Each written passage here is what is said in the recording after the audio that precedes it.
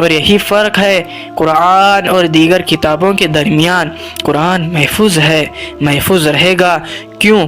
اللہ نے اس کی حفاظت کی ذمہ داری خود لی ہے۔ حضرت عیسیٰ علیہ السلام اللہ کے عظیم نبی جنہیں بنی اسرائیل کے لیے ہدایت کے لیے چنا، چراغ بنا کر بھیجا۔ حضرت عیسیٰ علیہ السلام اللہ کے عظیم نبی جنہیں بنی اسرائیل کے لیے ہدایت کا چراغ بنا کر بھیجا۔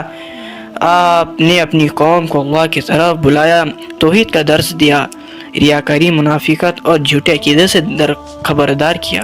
لیکن عیسائی صرف یہی پیغام لے کر نہیں آئے تھے، بلکہ انہوں نے بہت بڑی اور روشن بشارت بھی دی تھی، ایسی بشارت جس کی تکمیل بعد میں دنیا کے سب سے عظیم انسان کی آمد سے ہوئی۔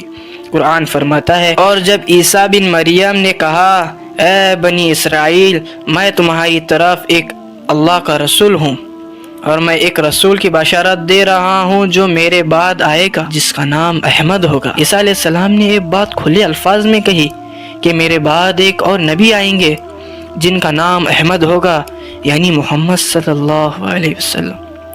لیکن آج کیا عیسائی اس بشارت کو مانتے ہیں؟ کیا بائبل میں یہ الفاظ باقی ہیں؟ کیا اسے احمد کا کہیں ذکر ہے؟ جی ہاں، کبھی تھا۔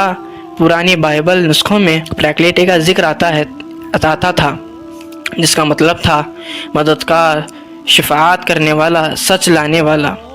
بہت سے ابتدائی علماء نے اس کا ترجمہ احمد یا محمد کیا، مگر وقت گزرا اور اس لفظ کا مطلب بدل دیا گیا، ترجمے بدل دیے گئے، سیاق و سباق بدل دیا گیا، اور آخرکار اس بشارت کو یا تو مٹا دیا گیا یا چھپا دیا گیا۔ سب سے بڑی تحریف یہی تھی کہ جس ہستی کی بشارت خود حضرت عیسیٰ علیہ السلام نے دی تھی، اس کو غائب کر دیا گیا۔ اور صرف یہی نہیں، بلکہ عیسیٰ علیہ السلام کو، جو اللہ کے نبی تھے، جنہوں نے اللہ کی وحدانیت کی دعوت دی، جنہوں نے سجدہ صرف رب کو کیا، انہیں عیسیٰ علیہ السلام کو اللہ کا بیٹا بنا دیا گیا۔ نعوذ باللہ، یہ صرف جھوٹ نہیں کہ اللہ اور اس کے رسول کے پیغام کے ساتھ سنگین خیانت تھی۔ کیا تھی؟ سنگین خیانت تھی۔ قرآن نے اس ظلم کو بے نقاب کیا اور صاف صاف فرمایا کہ عیسیٰ علیہ السلام اللہ کے نبی تھے، انہوں نے احمد